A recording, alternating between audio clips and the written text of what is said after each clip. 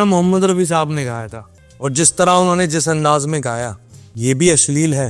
बेशर्मी और बेहुदगी की हद देखनी हो तो हनी सिंह जैसे आज के कुछ गायकों को सुनना भर काफी है। ये गायक दिन रात अपने गानों में अश्लीलता और फूहड़ता परोसते हैं और समाज को सांस्कृतिक पतन की ओर ले जाते हैं।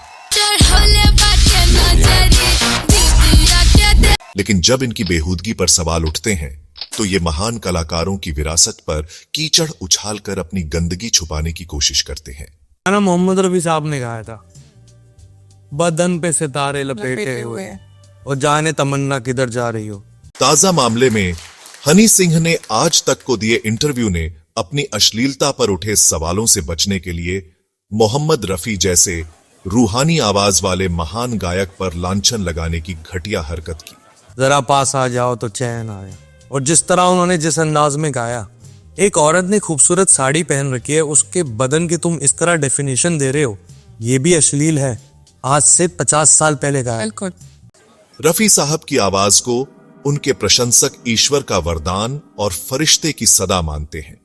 ओ दुनिया के रखवाले सुन दर्द। रफी साहब ने हर भाव के गाने गाए। सुख के सब साथी दुख में न। उन्होंने प्रेम, विरह, भक्ति, देशभक्ति और उल्लास के गाने गाए। तुझको पुकारे मेरे गीत रे में। उनकी आवाज में एक पाकीज़गी थी जो सीधे आत्मा को छू जाती थी। जब जब कृष्ण की बंसी बाजी निकली राधा सजती। उनके रोमांटिक गीत मोहब्बत की मासूमियत और शायराना अदा की मिसाल होते हैं। जाने क्यों हमारे दिल को तुमने दिल नहीं समझा। लेकिन हनी सिंह जैसे लोग मोहम्मद रफी की आवाज में छिपी रूहानियत को नहीं महसूस कर सकते। रफी साहब के गीतों में रूमानियत भी रूहानियत के साथ बहती है, लेकिन अश्लीलता को बेचने वाले हनी सिंह जैसे फूहड़ गायक यह नहीं समझ सकते। जिस तरह उन्होंने जिस अंदाज में गाया, एक औरत ने खूबसूरत साड़ी पहन रखी है, उसके बदन की तुम इस तरह डेफिनेशन दे रहे हो, ये भी अश्लील है। हनी सिंह जिस गाने की बात कर रहे हैं, बदन पे सितारे लपेटे हुए, वह मोहब्बत की मासूमियत और एक महबूबा की शान की तारीफ का गीत है। मोहब्बत की ये इंतहा हो। उसमें इश्क है, इज्जत है और सबसे बढ़कर एक तहजीब है। यह गीत सुनहरे दौर की निशानी है, जब प्यार इबादत था और सादगी में ही खूबसूरती थी। जमाना ये इंसाफ करता रहे, बुरा कह गए। इसके उलट हनी सिंह और उनके जैसे कई गायक अश्लीलता को फैशन समझ बैठे हैं। नेचुरल चोड़ी शादी वेख कहने सेक्सी बड़ा, नोट बड़े उड़ाउंदा करे फ्लेक्सी बड़ा, कोई फिक्र न फका और रिलैक्स। इनके गानों में न रोमांस की गहराई है, न इश्क की पाकीज़गी। जब इनकी फूहड़ता पर सवाल खड़े होते हैं तो ये बेतुके तर्कों और महान कलाकारों की तुलना कर अपनी गलतियों पर पर्दा डालने की कोशिश करते हैं। आप लोगों ने जो बात सुनी है हमसे, इसको बिना पॉलिटिकलाइज करते हुए, बिना डिसेंसिटाइज करते हुए उस मुद्दे पे बात करें जहां पे आपके घर की बेटी, बहू, बहन, वाइफ सारे लोग डेंजर में हो सकते हैं, क्योंकि वो जब भी जहाँ जाएंगे कहीं पे भी ये गाना बजता रहेगा और लोग इसी तरह से उनको देखेंगे। हनी सिंह का कहना कि अगर 56 साल पुराना गाना बदन पे सितारे अश्लील हो सकता है तो उनके हालिया गाने मैनिएक पर विवाद क्यों? यह तुलना न केवल मूर्खतापूर्ण है बल्कि एक महान गायक की स्मृति को अपमानित करने वाली भी। यह दिखाता है कि हनी सिंह जैसे लोग कला और फूहड़ता के बीच का अंतर समझने में पूरी तरह नाकाम रहे हैं। मोहम्मद रफी जैसे महान गायकों के गानों पर अश्लीलता का आरोप लगाना एक गहरी सांस्कृतिक असंवेदनशीलता है और ऐसी सोच संगीत के प्रति घोर अज्ञानता दर्शाता है। यह हनी सिंह जैसे कलाकारों की सस्ती मानसिकता को उजागर करता है।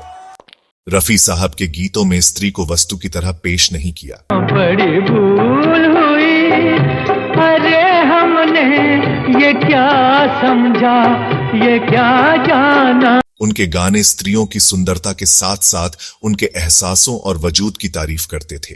मुझसे रूठी थी बेकार तुम मेरी जाने बाहर, पूछो अपने ही दिल से।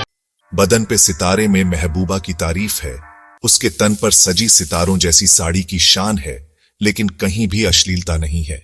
यह गाना एक सुनहरे दौर का प्रतीक है, जहां प्रेम इबादत था और गीत आत्मा की आवाज होते थे। हामी जब न होंगे तो ऐ दिलरुबा किसे देख कर। आपको बता दें कि हनी सिंह के गाने मैनिएक पर अश्लीलता के आरोप लगे हैं और अभिनेत्री नीतू चंद्रा ने इसके खिलाफ पटना हाई कोर्ट में जनहित याचिका दायर की है। दरअसल अभिनेत्री नीतू चंद्रा ने उनके खिलाफ पटना हाई कोर्ट में PIL दायर की है। नीतू चंद्रा ने बिहार में फूहड़ भोजपुरी और हिंदी गानों पर सरकार से पूर्ण प्रतिबंध लगाने की मांग की रही हैं। मुझे पर्सनली हनी सिंह से कोई शिकायत नहीं है। उनके जो गाने हैं और वैसे सारे गानों पर गवर्नमेंट से रिक्वेस्ट है कि वो उस पर रोक लगाए। आज हमें यह तय करना होगा कि हम किस ओर जा रहे हैं, प्रेम और तहजीब की ओर या फूहड़ता और अपमान की गहरी खाई में।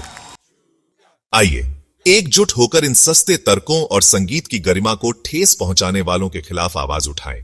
हमें अपनी संगीत की अमूल्य धरोहर को बचाना होगा जो मोहम्मद रफी, लता मंगेशकर, किशोर कुमार और अन्य महान कलाकारों ने हमें सौंपी है।